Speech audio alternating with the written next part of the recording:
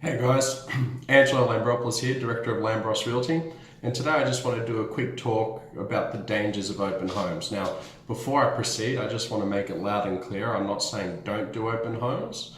What I'm talking about is knowing when you should run an open home and when not to run an open home. So in particular, you'll notice majority of Sydney property markets out there, it's quite slow as far as buyer activity is concerned. And that's not to say that there aren't interested buyers out there. But the risk you face, obviously days on market, have blown out to, some suburbs are hitting 60, others 90 days.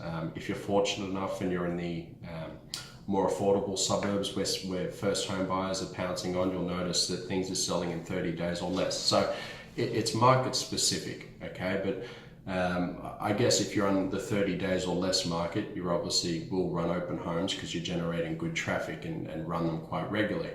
Whereas this is probably geared more towards those that are based in the slower market conditions and what most would call the buyer markets, if you will.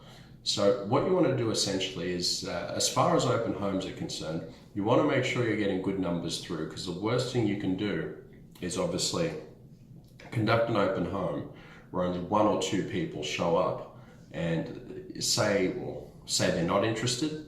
You've just wasted time, and as a homeowner it does get quite frustrating having to prepare your property for a showing, in which case nobody's interested. So if they're the sort of numbers you're getting through the open home, I'd strongly advise that you're doing by appointment. So general rule of thumb, if you're getting 4 or under, you're probably worth doing by appointment.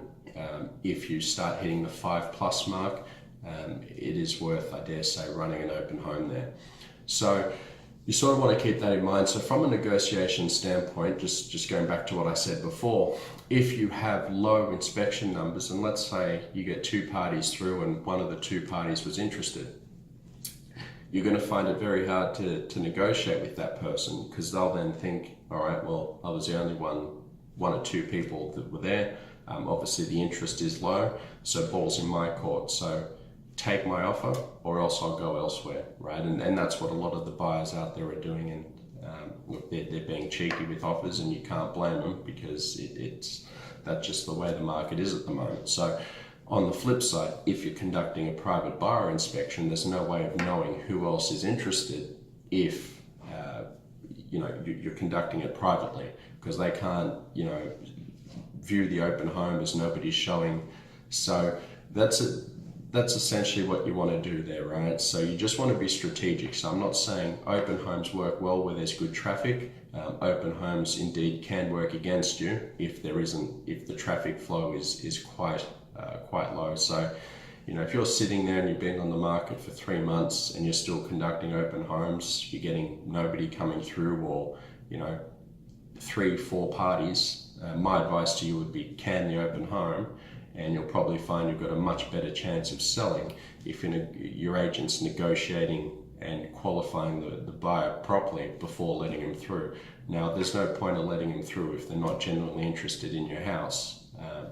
And if you've been on the market for 3 months, that's probably what you're finding, and it becomes quite frustrating. So you want to make sure that the buyers are properly qualified if you're getting low inspection numbers, which means you go by appointment. So if you have any further questions on this topic, please feel free to give me a call. Angelo Lambropoulos, Director of Lambros Realty. You can call me on 0294810999. You can simply email me on info@lambrosrealty.com.au, or you can visit me here at our Apple Tree Shops Cherrybrook office. Thanks for watching, and hope you enjoyed it.